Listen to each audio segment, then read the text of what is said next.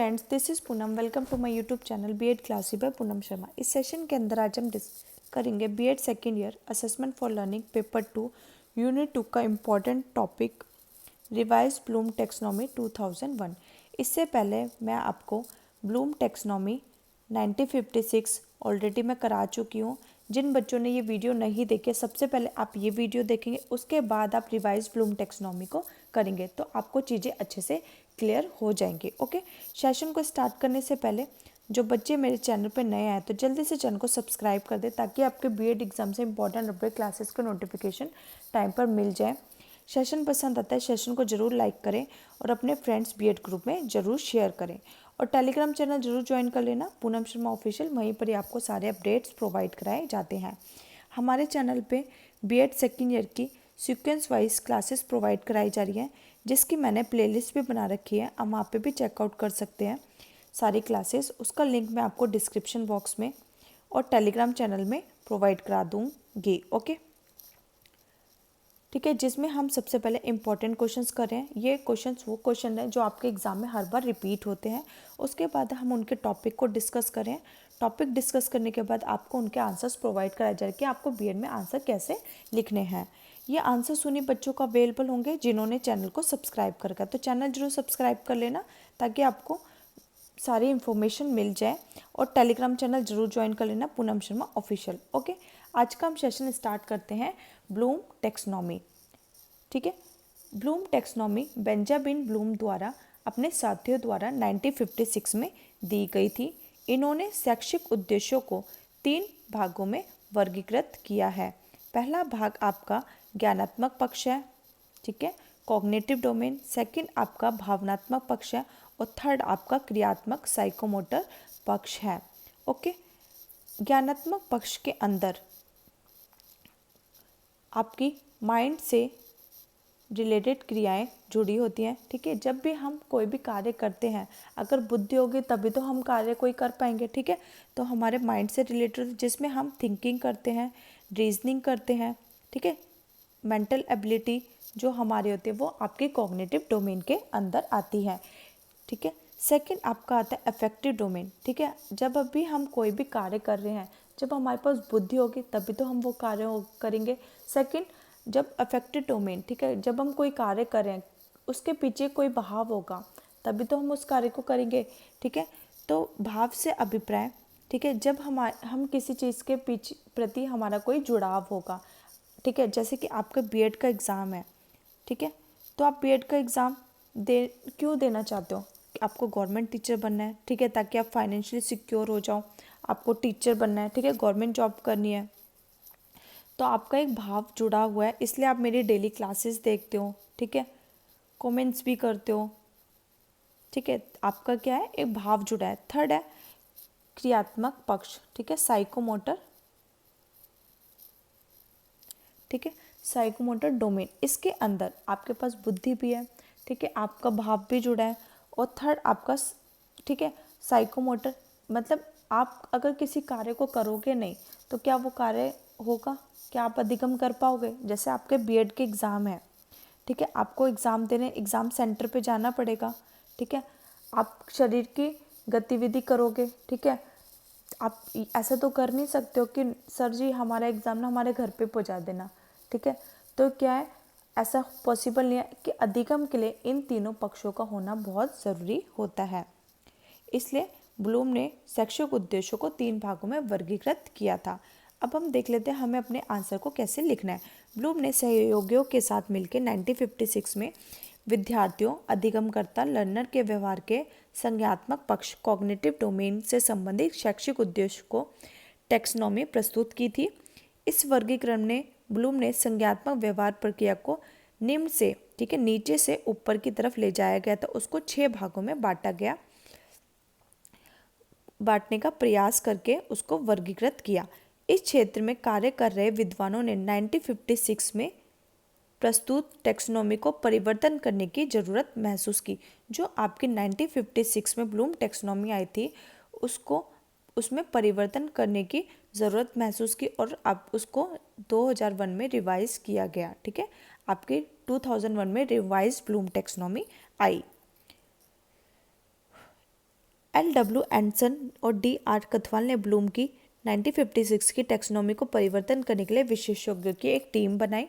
2001 में उन्होंने a taxonomy for learning and assessing and revision of Bloom taxonomy of education Allyn and Bacon के रूप में Bloom की संज्ञानात्मक टैक्सोनॉमी का पहला प्रमुख रूप प्रकाशित किया। इसे प्रवर्तित टैक्सोनॉमी में संज्ञानात्मक व्यवहार की प्रक्रिया को 6 श्रेणियों में बांटा। जो आपकी कॉग्निटिव डोमेन था उसको 6 भागों में बांटा और उसमें परिवर्तन किया 2001 में। ओके, ब्लूम द्वारा 3 पक्षों के आधार पर शैक्षिक उद्देश्यों का वर्गीकरण किया। पहला आपका कॉग्निटिव डोमेन ज्ञानात्मक पक्ष, सेकंड आपका भावनात्मक पक्ष अफेक्टिव डोमेन और थर्ड आपका क्रियात्मक पक्ष साइकोमोटर डोमेन। ठीक है, जो आपकी 1956 में ब्लूम टैक्सोनॉमी आई थी, जो आपके कॉग्निटिव डोमेन था उसको 6 भागों में बांटा गया था। ये आपकी पुरानी टैक्सोनॉमी है। 2001 में आपकी नई टैक्सोनॉमी आई थी जिसको संशोधित किया गया। जो आपकी पुरानी टैक्सोनॉमी थी उसी में ही चेंजेस किए गए। जो आपका पहला ज्ञान था, ठीक है, उसको उसका नाम बदल के याद करना, रिमेम्बरिंग कर दिया। सेकंड जो आपकी का टर्म थी बोध, कॉम्प्रिहेंशन, उसको समझना कर दिया। थर्ड आपका प्रयोग, उसको संशोधन में प्रयोग करना कर दिया। फोर्थ आपका विश्लेषण एनालाइजिंग था, उसको विश्लेषण करना एनालाइजिंग कर दिया। और फिफ्थ और सिक्स्थ में चेंजेस किए गए। संश्लेषण का नाम चेंज करके सर्जन कर दिया और मूल्यांकन को फिफ्थ जगह पे रख दिया। ठीक है, ये आपके 2001 की टैक्सोनॉमी में चेंजेस किए गए। ठीक है, अब हम एक एक करके चीज़ों को समझते हैं। ठीक है, याद करना, ठीक है, रिमेम्बरिंग, किसी बात को समझने, प्रयोग करने या परिवर्तन के बिना ही उसको याद करना। प्राप्त किए गए ज्ञान को अधिक समय तक अपनी बुद्धि में संचित रखना। ठीक है, जब भी जैसे कि मैं आपको ब्लूम टैक्सोनॉमी पढ़ाने वाली हूँ तो मैंने आपको सिर्फ क्या दे दी, उसकी नॉलेज दे दी, आपने उस चीज़ को याद कर दिया। फिर उसके बाद मैंने आपको ब्लूम टैक्सोनॉमी को समझाया। ठीक है, आपने उसको समझा। फिर उसके बाद समझने के बाद आपने उसको प्रयोग किया, अप्लाइंग किया। फिर फोर्थ आपने उसका विश्लेषण किया। जो मैंने आपको समझाया उसको छोटे छोटे भागों में आपने उसको तोड़ा और अलग अलग जगह पे यूज़ किया। उसे हम क्या कहते हैं, विश्लेषण कहते हैं। ठीक है, एनालाइजिंग का मतलब होता है कि चीज़ों को तोड़ तोड़ के सीखना। ठीक है, अब जैसे कि आपके पेपर 2 असेसमेंट फॉर लर्निंग है जिसमें आपके 4 यूनिट्स हैं। ठीक है, अगर मैं आपको चारों यूनिट्स एक साथ पढ़ाने लग जाऊँ आपको समझ आएगा? नहीं समझ आएगा ना। यूनिट 1 को मैं पहले करा रही हूँ, फिर 2 करा रही हूँ, फिर 3 करा रही हूँ, फिर 4। जो मैं खंडों में बांट रही हूँ इसी को हम क्या कहते हैं, एनालाइजिंग, विश्लेषण कहते हैं। फिर फिफ्थ है संश्लेषण, जो आपने चीज़ें सीखी हुई हैं उसको नए के साथ जोड़ना।